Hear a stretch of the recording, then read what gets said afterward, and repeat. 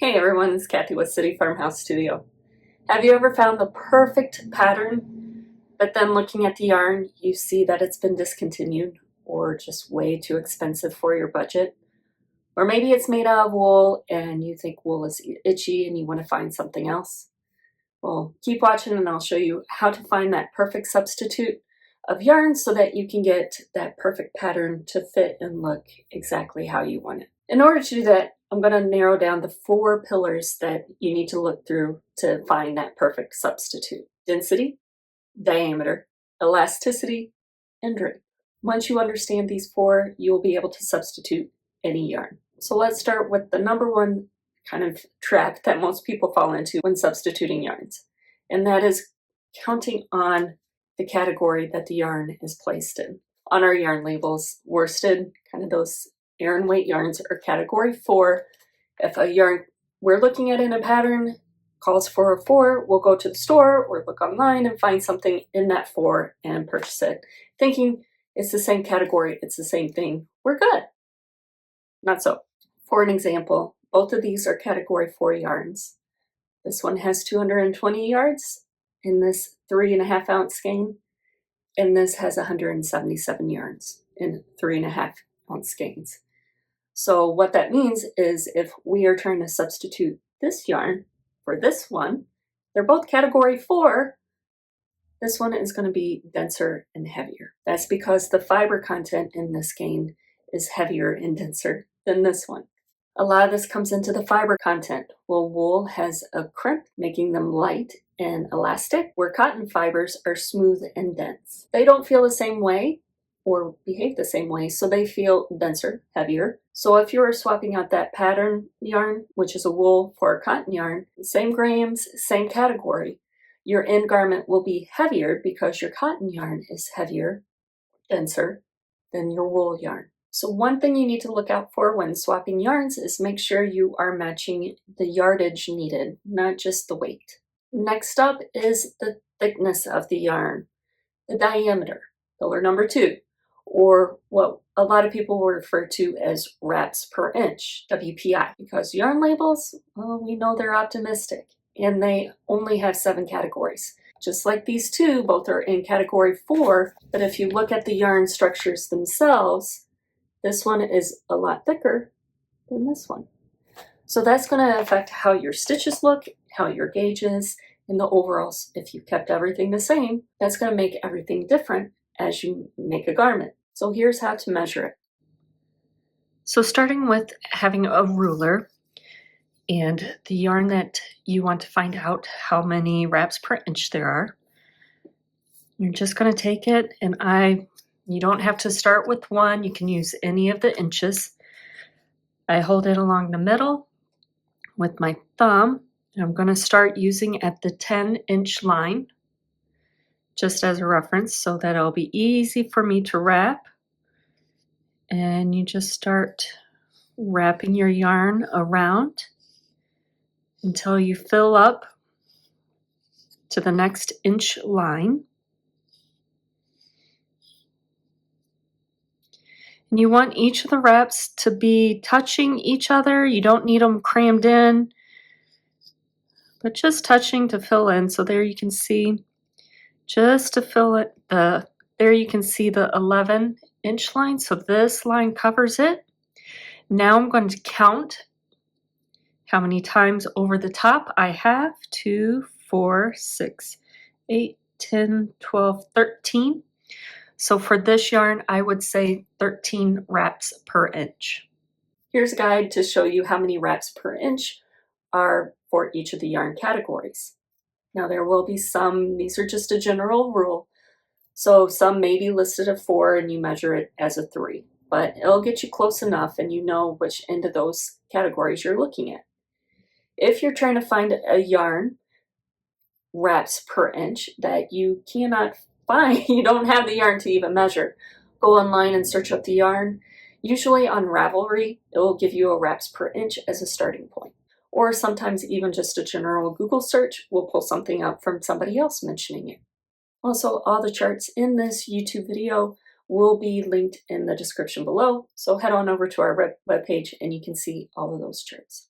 So as you can see, the fewer wraps per inch means the thicker the yarn because it takes less yarn to go around to fill up that inch. When substituting yarn, if you find a yarn that has a similar wraps per inch, you know you're in the right range. But like everything, just because the wraps per inch matches doesn't mean the rest of the yarn is going to behave the same, and that will also impact your yarn substitution.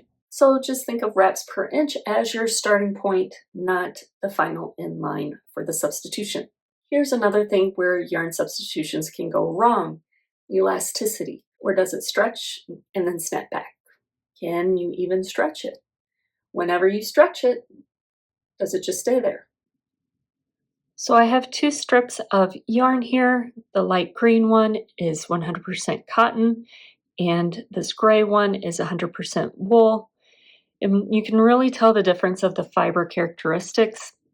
The green one has absolutely no stretch. To show that, lay it on the 4 and grab it at the 7. And you can see I'm pulling on it with my right hand. And the twist kind of comes out a little bit, but I'm not really moving the yarn too much. And that's because the fibers don't stretch too much. Now, as you wear it, it may grow, but it itself doesn't have the stretch like wool does, which you can see is a lot more lofty. You could really tell it's lighter weight whenever you hold it. And I'm again grabbing it at the 4 and at the 7. And you can see just in these 3 inches, the difference of the stretch and how it comes back on itself. And that is because of those fibers of the wool are crimped and kind of stretch and then have that elasticity to come back together.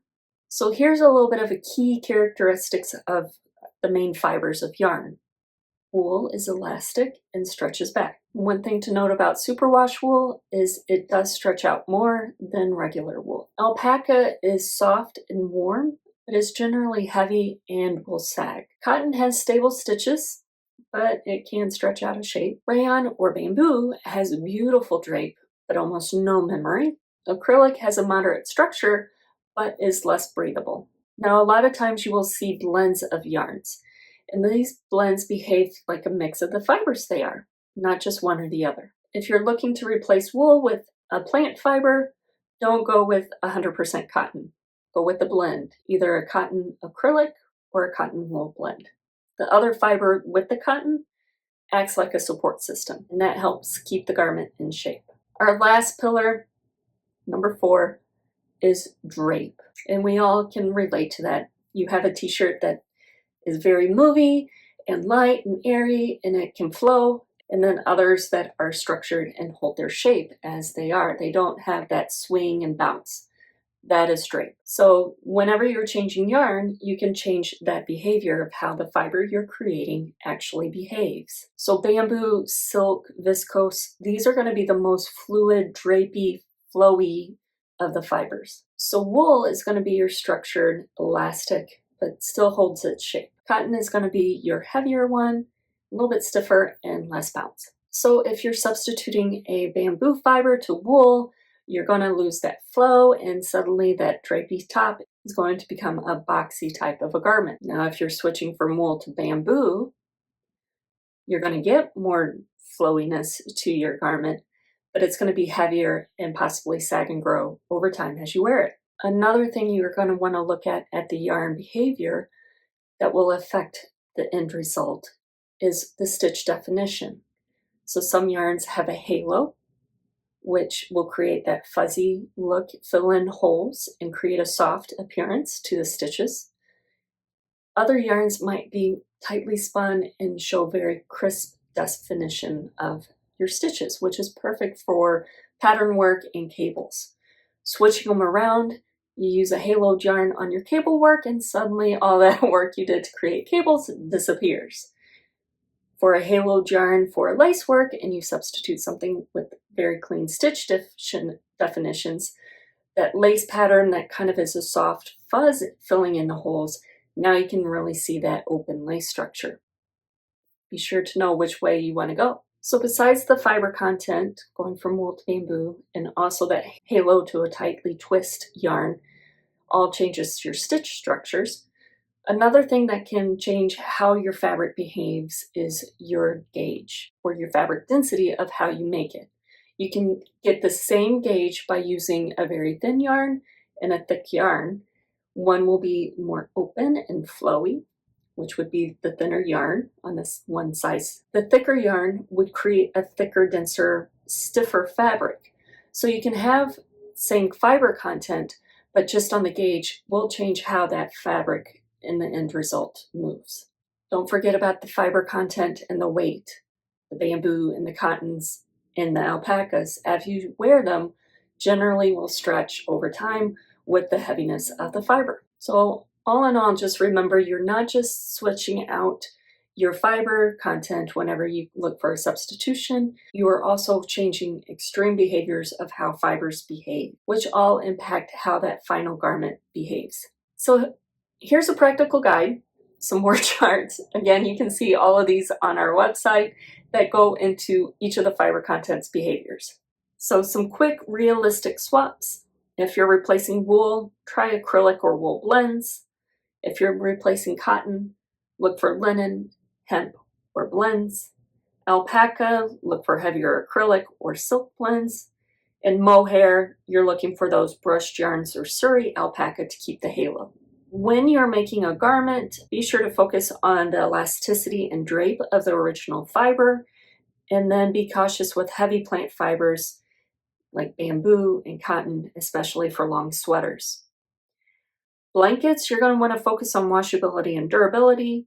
Wool can felt if washed improperly, so acrylic is easier to care for, so be sure to know what your habits are. Bags and other home decor, you're wanting that stability and structure, so cotton and linen are great because they don't stretch much.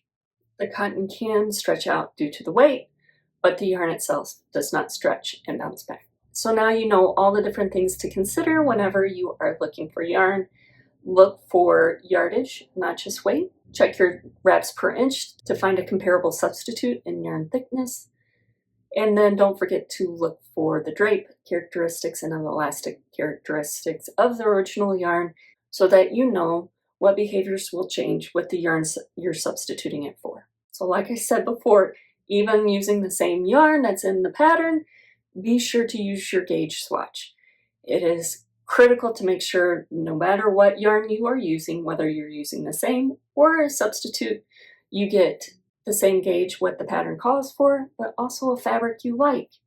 You can meet gauge and that fabric loses the drape or is too stiff, or maybe it is too flowy. It's going to stretch too much.